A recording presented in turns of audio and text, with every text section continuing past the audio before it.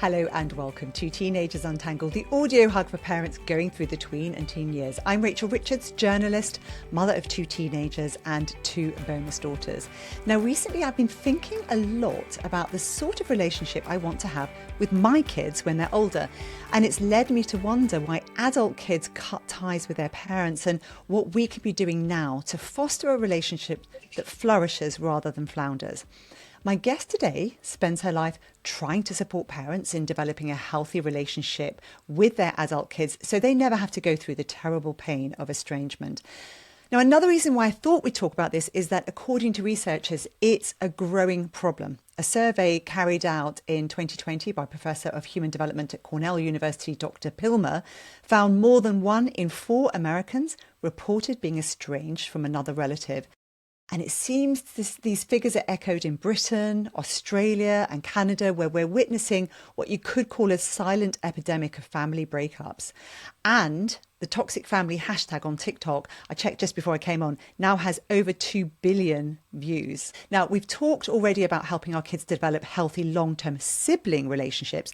So today, let's focus on us parents. Catherine Hickem is a licensed clinical social worker and psychotherapist who's worked with thousands of parents and launched Parenting Adult Children Today to help us with that relationship with our adult children. Welcome to our Big Hug community, Catherine. Thank you so much. I'm excited to be here. It's a really important topic, isn't it? And it's so funny because I was thinking a lot recently about this relationship I want with my kids. And, now they're sort of 17 and 18. What do I need to be doing and thinking about to develop that as it goes along? But let's start with you. So how have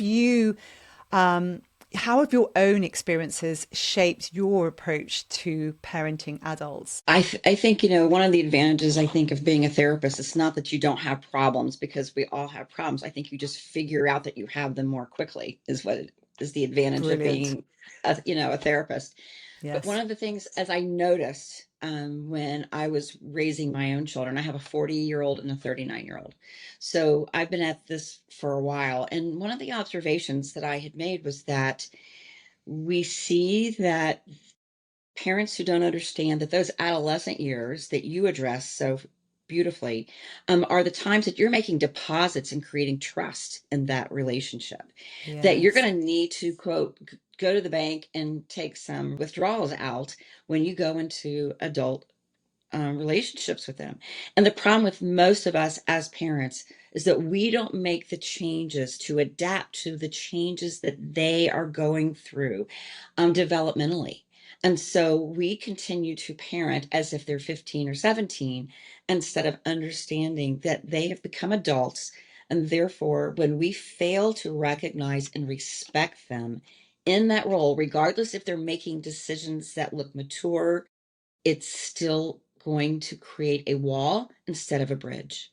And so therefore, we have to address that. Yes, that's such an interesting point because I did an episode recently with Susie in which we talked about those different stages of parenting, and each one can almost be distinct. And there's a stage when they leave home where you've got to go into a new era. I read a thread the other day in which a mother said her adult child had severed contact. It's been a year. She said it's incredibly painful and she still doesn't understand why, which is what hurts the most. And the first response said, I guarantee you've been told why on multiple occasions, but you've chosen not to listen.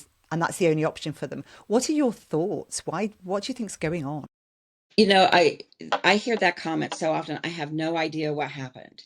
And I have the same opinion, is that most of the time they've been trying to tell us, but we were not listening. We were not interpreting. We were not being curious, because we've been so quick to quote, give opinions. We've been so quick to assume Yeah. that we know, that we understand. And I think that has really hurt us.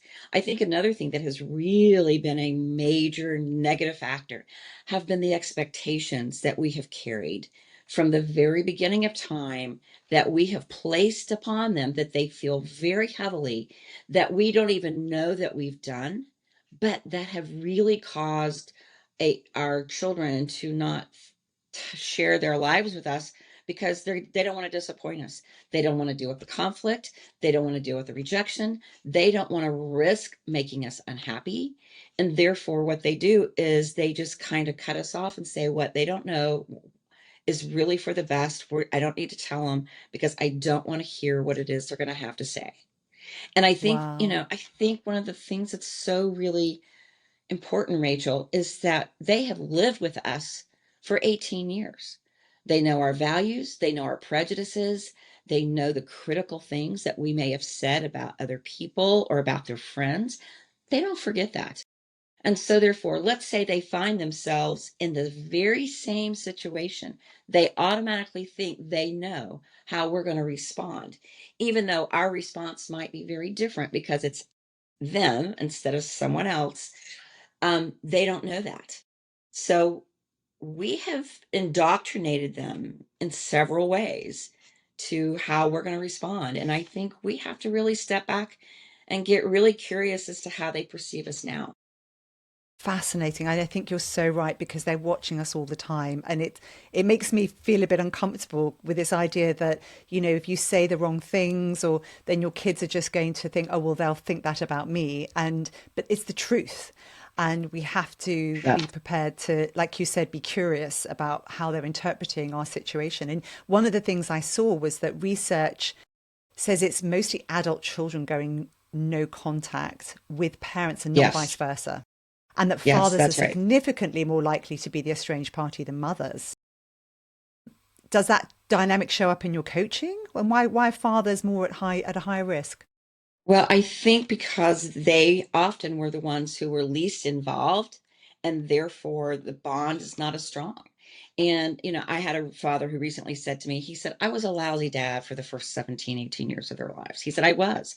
And he said, but I woke up and realized I actually could bring something to their lives now. And so I'm going to really make the investment in them now.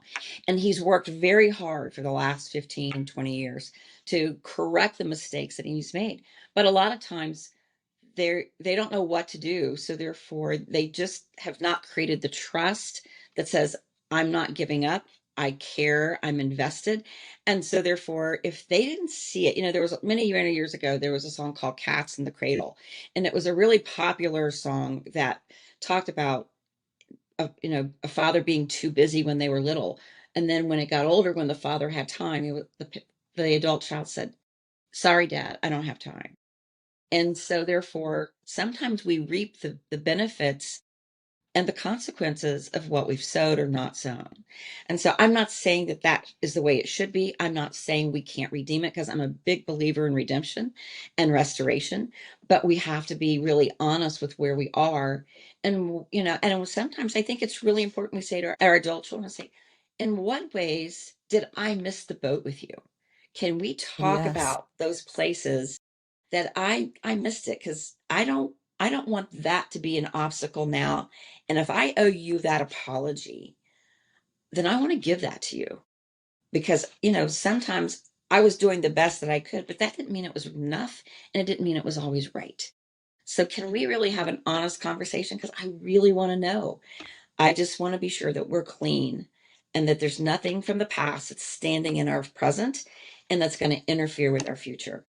And I got to tell you, most adult children would die to hear Yes. a Yes. parent say that to Yes. their children, to their, yeah, I couldn't agree more. And I think that it's a very painful thing for a parent to have to ask.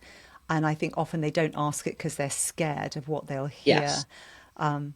But I also, it's interesting because I've got bonus daughters, and I have, it's never an easy road. It's not something, and their mother has since deceased. So, it's me and my relationship with them, which obviously changed after she died. And sure. one of them did actually, throw some accusations at me, and I had to sit and listen and just be there with her and show her love rather than upset. But then at the end of it, I said to her, "But I'm going through this for my first time. I'm not going to be perfect, and I'm really sorry if this was painful for you, and we have to find a way where we can work together because I want to show you love." And I think it's sometimes we need them to guide us. And like I said to her, what do you need? What do you want? What do you need? What can I do? But it's not easy. I think it takes a No, lot of emotional, it's guts, right? right. It really does. I mean, we have to really be willing to risk our own vulnerability. And I would always say the same thing. I've never been the mother of a 15-year-old boy before, or I've never Yes. been, the mom of a 29-year-old. This is new for me. And sometimes I do it well and sometimes I don't. And I just need to own that. And I'm really sorry that I didn't handle that well. Can I have a do-over? And Yes. I find that they're very forgiving if they see that we're sincere and that we're really working on it. If it's 100%. just lip service, they know us. Again, they know when we're, trying to pull the wool over on them and saying we're just pretending. They need to see that we're genuine and we're authentic, and that our vulnerability is saying to them, I care and I want to make this work and I'm going to do my part. And that's what And they're that you're not really just trying asking. to, yeah, you're not just trying to defend your position, because I think that really Yes. winds people up, doesn't it? Well, I think it says, I'm not hearing you, is what it says, you know, Yes. Yes, of and they course. don't, and which is another way of saying, your opinion doesn't matter. And what would you say if you had to kind of come up with the key mistakes that parents make? Are there sort of one, two, three? One, we're too opinionated. We give opinions Mm, without being asked, and we shouldn't be giving opinions, because what it does, it undermines the confidence in the adult child. It basically says, I don't trust that you know yourself well enough to have figured out answers to your own problems. So I'm going to resort to telling you what you should do. So it's insulting, it's disrespectful, it undermines their sense of who they are, and they begin to question themselves. And instead of them being able to freely come to us and say, hey, mom, what do you think about? They already know that you're going to tell them, and they really may not want to know. Because one, we may not have all the pieces that they have about the problem they're experiencing. So we make assumptions that are just not at all kind or respectful. So I think we have to really stop talking. We need to really start listening, and we need to be a masterful questioner. With, that curiosity is an incredible friend if it's done with the right heart, with integrity, and with respect. They want to talk about it, but they need to know they're safe, and they need to know that they're not going to go through the third degree, when they do share. So our approach, our tone of voice is extremely important. And I think there's another piece. I think sometimes that we forget.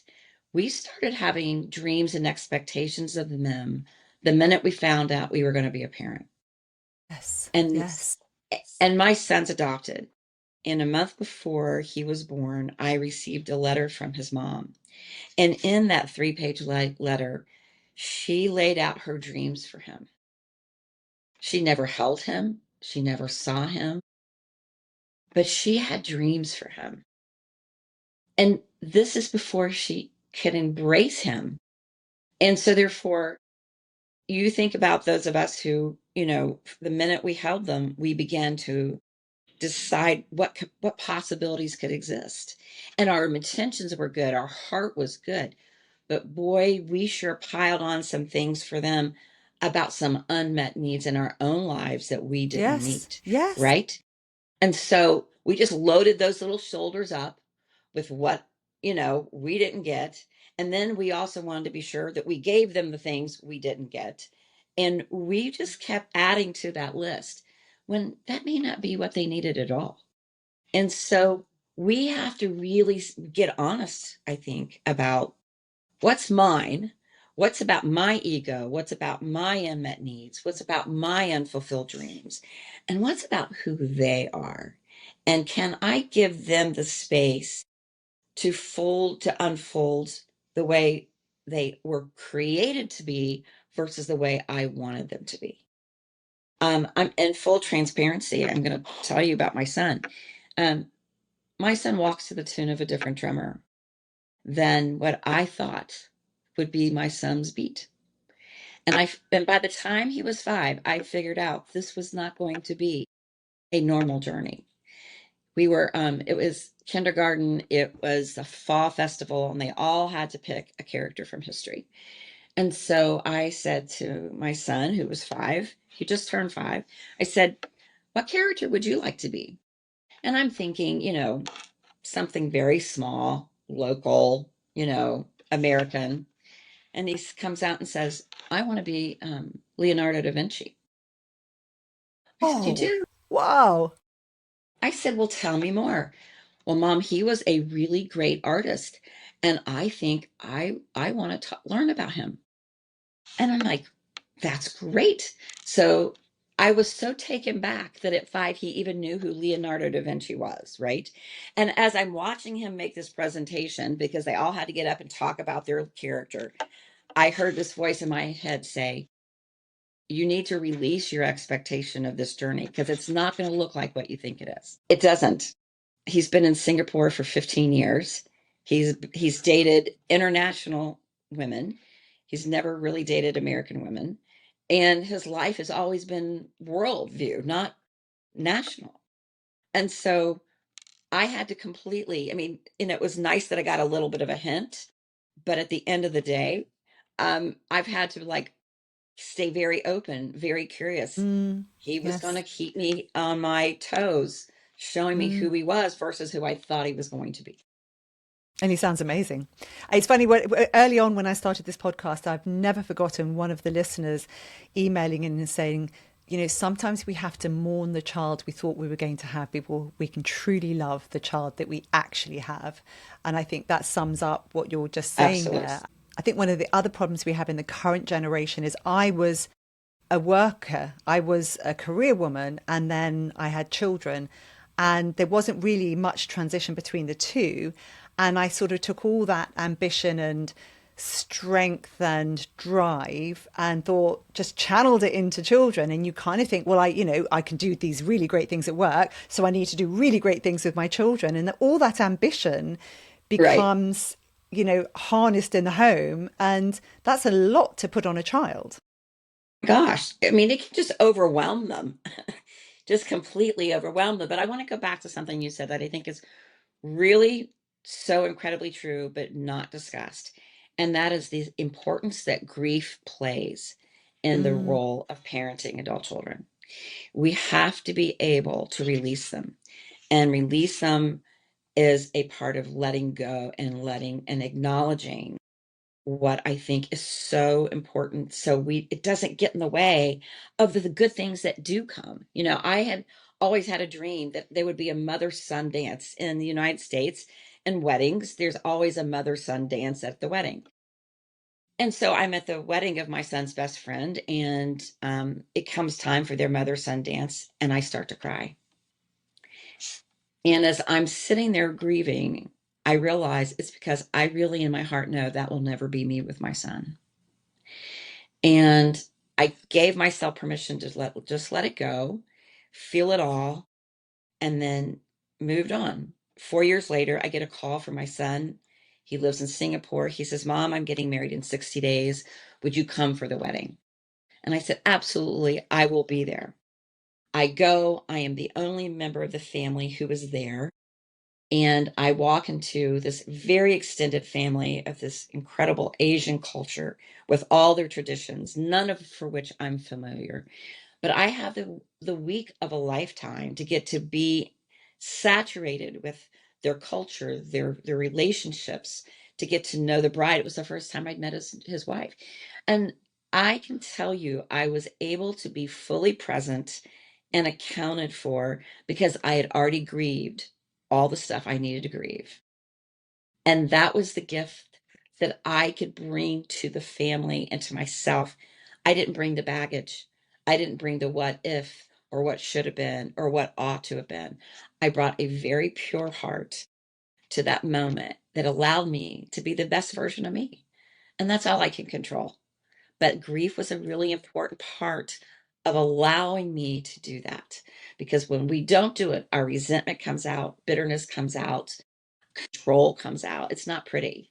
And I don't want to inject that on him. He didn't deserve that. That was my issue. That wasn't his issue. And I think one of the things we need to do with parents is just get really honest and clean with what's our stuff. So we're just not constantly putting it on them. They got plenty of stuff to deal with. They don't need to have to deal with us. yeah, yeah, no, that's such a beautiful story, and I can see that it's so important for us. I mean, I think your message there is that we have to try and dig down and uncover our own expectations and our own needs and deal with them aside from that relationship instead of expecting things from our kids. Yes, absolutely. And Rachel, I think another challenge is that parents think their value is determined on how their children show up. Like the success of their kids means I did a good job. Yes. The mistakes of their kids means I failed. And so they determine their value based upon the choices that their adult children make. And I'm going to push back on that. That's not at all healthy or fair or accurate. If my children are successful, they have earned all of that success. That's not, I don't take credit for that success. If they've made mistakes, those are their choices. I'm not going to take responsibility for their choices. Now, I don't abandon them. I love them. I am in it with them. And that was always one of my non-negotiables. You need to know I will, if you become Jack the Ripper, I will be the mom standing behind you in the courtroom. I will never, ever abandon you, no matter what. Now, do I feel like that will ever happen? No, but I need you to understand. You imagine the worst moment of your life, you're going to see your mama standing right there next to you. Nothing will change the fact that I love you and that I'll be there with you, even if I don't understand, even if my heart is hurting. I'm not going to forsake you. And I think that's the kind of love that most adult children don't know that they have, which is the reason why many of them live a secret life. One of my daughter's Oh, friends said to me, did you know that Tiffany is the only friend that I have who is the same in front of her parents as she is behind their back? And I said, no, I didn't realize that. And he said, oh, yes. And I said, well, what about you? Are you the same? He said, oh, no, Mrs. Hickem, I'm not. And I said, well, what's that about? He said, I know who my parents want me to be. And when I'm not who they want me to be, he said, my mom cries and my dad gets mad. So when I'm with wow. them, I just become who they want me to be. And when I walk out the door, I go back to being who I really am. Wow. That is so painful. So incredibly, it took my breath away. This was an amazing young man, so talented, so kind, so full of life. And yet he couldn't be the truest version of himself with the very people who brought him into the world because he knew that parts of him didn't line up with who they wanted him to be. And what I began to see over and over and again is that what he told me was indeed true with the people that I began asking that question with. And they go, oh yeah, there's a line what I can show, what I can't show. And the most recent data that we've been gathering confirms that they will talk about the grandchildren, they will talk about work, they will talk about things or maybe friends. They will not talk about the real personal things. They won't talk about their mental health. They won't talk about their real personal relationships. They're keeping those from the very people that they should be able to safely process things with, but they're not. And that to me is the tragedy I think that's taking place, which I think is leading to estrangement. So, That's fascinating. And on the note of estrangement, I actually interviewed a lovely woman called Amma, who is from a Desi, so a South Asian community in the UK. And she told an incredible story about how she became estranged from her family because her community couldn't accept who she is. She's a lesbian who didn't want to get married, didn't want to live in the Asian way that she'd been raised. And her parents were blamed for her stepping away from the community, but somehow her father managed to stay in contact with her, and their relationship developed, bit by bit, and then he drew her back into just this wonderful open relationship they have. But I think sometimes if you are surrounded by a community who also has a certain way of viewing things, as a parent, it can be so hard trying yes, to very kind of much so. live this like, oh, I have to be loving to this child, but I also, my community says this. And I think that's very, very difficult. It's extremely difficult, and the cultural norms very much impact mental health, and they impact family dynamics. And we have not again talked about the power of that. And yet I think as a parent, we got to get really clean and really clear what is my primary loyalty and my responsibility? And I Mm, think that when we made the choice to have children, that meant we made the choice to be a parent their entire lives, not just to yes, the point of yes. being 18, but until the last breath of our body. We owe them a commitment to see it through to the very end and being loyal to them, because we are the definition of what healthy and normal is, good, bad, or indifferent. We have defined normal for them. And therefore, for us to just wash our hands of them because they have made choices that don't line up with maybe our value system or our belief system, says that that unconditional love was truly conditional. Truly And conditional. Yes. Yes. right. And it's interesting because I saw when I had a big family gathering and I watched all the different generations together, it absolutely was a light bulb moment for me because I realized that every single one of those people in that room who was talking to a parent, so even a 40-year-old talking to his dad, what they really wanted was the parent to just tell them they're proud of them and that they love them without Yes. actually necessarily being explicit. But you don't stop needing that when you No. become, 40-year-old man. Right. Well, I actually had a client, and I'll call him Joe. There was a woman that I was seeing in therapy for depression. And so she was 65. And I said to her, would you mind inviting your husband to come in for a session? And she said, well, I don't think he will come because he doesn't believe in any of this. And I said, would you just mind asking him if he would come see me? And she said, I'll ask him. So sure enough, Joe agreed to come in and see me. And so we get started, and I was asking some questions that I knew he would be comfortable asking so I could lower his anxiety. And so we were about 15 to 20 minutes into the interview, and he stopped me and he says, "Well, can I ask you a question?" And I said, "Of course." He said, "Can you please tell me why my mom and dad don't love me?" And I said, "Well, tell me more, Joe." He said, I took over their business and I have built that business, and I have spent my whole life trying to make them proud. And he said, no matter what I do, it's never enough. And he said, what did I have to do to make them like me and to make them love me? And these big old tears just Oh, that's rolled down his heartbreaking. face. And I thought to Wow. myself, I know why your wife is depressed. I know why your children are frustrated, because you never received the blessing from your parents that you were enough and that you were loved simply because you were theirs. And you've spent your whole life trying to earn their favor and to earn their love, and it's not achievable. And it was one of the saddest moments of my career.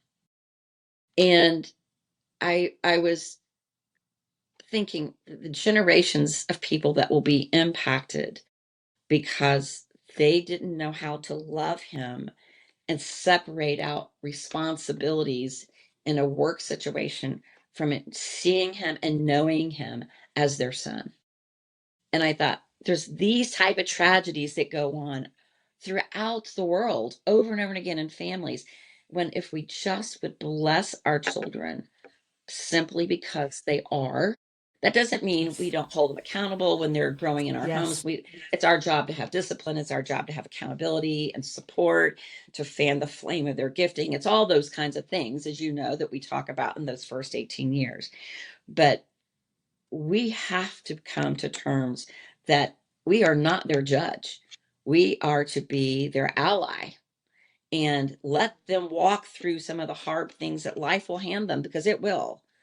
But how do I show up as that support is so key. And we've got to get off this idea that they have to be perfect, because by no stretch of the imagination are we.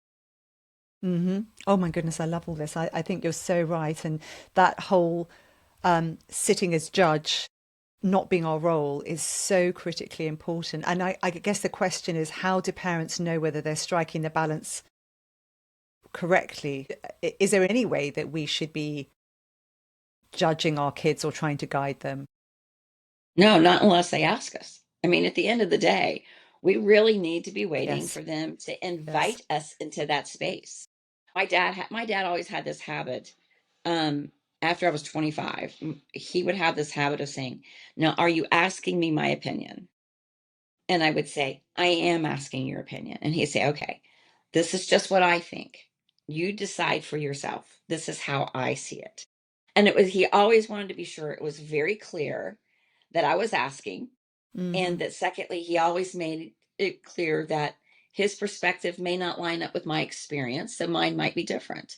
So it was a lovely way to show respect that we could have differing ideas, but that I wanted to learn how he perceived something because I knew he was a wise man. And so I just think our approach is so important. And being able to dialogue but we have to just let them show us where they're inviting us to. And I And think it's so so, often, yes, yeah, yes. go So ahead. isn't it's interesting, isn't it? Because my bonus daughter moved to Uzbekistan with her boyfriend. She was wanting to live in Istanbul. And, there were parents locally who said, that's just ridiculous. I mean, why are you letting her do that? And my response is, well, she's 29 and this is her choice. And obviously, we have our own concerns because we want her to have a good life and we want her things to work out the way she wants them to. But what was amazing was she calls and she'll have an hour and a half long conversation with me on the phone about something that's bothering her, and she'll ask for help, but we didn't try to guide that. And what's fascinating is how what she hopes isn't necessarily what's happened, but actually some other wonderful things have happened as a result. And being able to be parents where we just go, we're just going to let her figure this stuff out, has been a revelation to us because we've learned from it. We've watched her blossom. We've grown in confidence in her, and it's been wonderful. She's back here for a couple of weeks, and we've got a lovely time to spend with her. But it's that being able to release her from the fears that we have, and allow her to just make her path through life. It's hard though, isn't it? It's very hard. And because naturally, as a parent, we want them to be protected, we want them to be safe, right? And because of our experience of having lived longer, we often can see things that they don't see. But I Yes. do think you said something really important, Rachel, and that is we have to be really careful that we don't project our anxiety onto them. Yeah. And it's And not it's easy. easy, it's not an easy thing to do. We have to really check that in because um, I can remember Taylor had when he was traveling abroad. And while he was in college, he did 3 international studies and traveled all over the world, 35 different countries. But this is a young man who has narcolepsy. And so I had all kinds of anxiety of him falling asleep on a train, right? Waking up and having missed a stop or getting mugged or something, and I just had to go, I have to release this. I have to trust him. I have to trust that he's going to figure this out.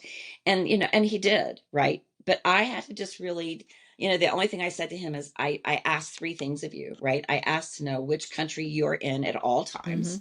I ask that you keep some kind of identification on you that connects you to me, and that we talk on, at least a monthly basis, so that way I know where in the world you are. And I didn't want to put a lot on him, but I needed, if he was going to be a world traveler, to at least have my own anxiety lowered. So I said to him, "This is what would help me not worry about you." And Yeah. he could hear that Yeah. because I communicated what I needed, and at the same time didn't attempt to try to manage or control him and remind him or whatever. I just say, "Let me know how I can support you." And so it's a question of, we have to learn it, though. And every kid is different. Every child is different. You Yes. don't do it the same because they interpret things differently and their experiences are different. So we just have to be really aware. Our growth has to always be evolving and unfolding. We can't stop growing just because they hit adulthood. In fact, our greatest growth may actually be when they become adults. Yes, yes. And so obviously my audience is largely tween, teenager, and a little bit beyond that. So looking at the current parents of tweens and teens, what sort of emotional habits and patterns could be happening at the moment which we can use to avoid future rifts? You know, I think one thing is that we need to be at our best when they are at their worst. And the reason for that is if we wig out when they've done something stupid as a teenager, um, what happens is the focus isn't on the mistake they made. The focus is on managing the emotions of their parents. Wow. Yes. And Yes. and the opportunity for them to learn the lesson they really needed to learn is completely lost because they're over there trying to super manage us. How do I get them to calm down? Yeah. How do I Yeah. get out of this crisis where they won't, punish me forever? Their whole focus is on managing the relationship versus learning the lesson. And there can be that delays some growth for them. Yes. Brilliant. That's a really great point. Yeah. And so also if an adult child has pulled away, for the parents who might be going through this, um, how are there any signs that you have ever seen which might signal that there's an opportunity for repair? Are there any hopeful stories or ways in which people can pull this in? And you talked about the do-over. What can parents do? I recently had a friend who had um, not really heard from her daughter since the wedding. Her daughter had gotten married, and for 2.5 years they had been estranged. And she said, I've reached out, I have no idea. And she said, but I'm not going to stop reaching out. I'm just going to keep saying, I will send her birthday cards. I will send a text saying, I just want you to know I'm celebrating you today. She said, I don't quit doing what I would do if we weren't estranged. I've continued to let her know that I'm thinking of her and that I'm here and that I want to know if there's something that I've done and that I'm sorry that if there's something that I've done and that I'm not aware of. I'm sorry that I don't know what that is. And when you're ready to forgive me or when you're ready to talk about it, that door is open. I'm ready. And so I talked to her just about 2 months ago and she said, I had kept doing what I had done. And she responded and Wow. she said, hi, Mom. Yes, let's go have dinner. And she said one thing led to the other. And the next thing she brought her husband. And the next thing we all had family dinner. And she was like, and she said, I'm still not fully sure all that has happened and why it happened. But she said, I didn't quit and I kept moving and loving and praying. And she said, I'm going to continue to be the best version of myself. And I'm going to be very respectful and very healthy and keep working on me. And she said, that's what I can bring to the table is what I can control. And I'm the only one that I can control. And I think it's never, I'm working on a book right now and it'll be out next year. And it's called, I think the title is going to be, It's Never Too Late to Be a Great Parent. And it's the idea that we should never give up. We shouldn't give up on ourselves no matter what we've done. Completely We agree. should never, ever, ever give up on ourselves, just like we should never give up on our kids. And therefore, it may take years for restoration to come, but we cannot quit on either of us. And I see again and again, and I'll be honest with you, Rachel, I am the product of a restored relationship because from the time I was 5 to the time I was 25, I had a very, very difficult relationship with my own father. And I tried the first 10 from 5 to 15, I tried to be invisible so he couldn't publicly shame me. He was in a public position and he would publicly shame me. So my goal was to be invisible. At 15, I made an appointment to go see him to say, I want a relationship with you. He threw me out of his office. We did not have a conversation Wow. for another 10 years. I went back at 25 and said, Dad, I want a relationship with you, but it can't be the way we've always had it. And he said, I made a lot of mistakes with you, Kath. And he said, I can't undo them. He said, the only thing I can do is give you my word that moving forward, I can be the dad that you needed, not the dad that you had. From that moment forward, he became the dad that I needed. And until the very Amazing. last breath of his Hmm. body, I was there with him when he died. To the very last breath of his body, he really worked at being this respectful, kind, caring, nurturing father. But I had to do a lot of work in therapy to recover from the pain of his Yes, I'm rejection sure. and the pain of his perfectionism and the pain of that. So I had my own work to do because I didn't want to bring bitterness to a marriage. I didn't want to bring and project my unhealthy experience as a child into my role as a wife and my role as a mom. So I had to do my own work and do the forgiving, and so I could be ready to have that relationship with him. But I was so Mm, fortunate that he was willing to own his part and say, you know, I want to do right now. And I just think we have to, I'm the recipient of redemption.